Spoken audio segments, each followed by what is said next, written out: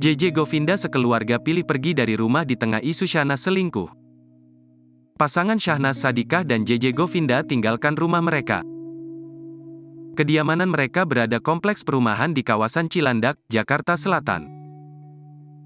Keduanya pergi di tengah isu Syahnas Sadiqah selingkuh dengan Randy Kejaernet, suami Lady Nayoan.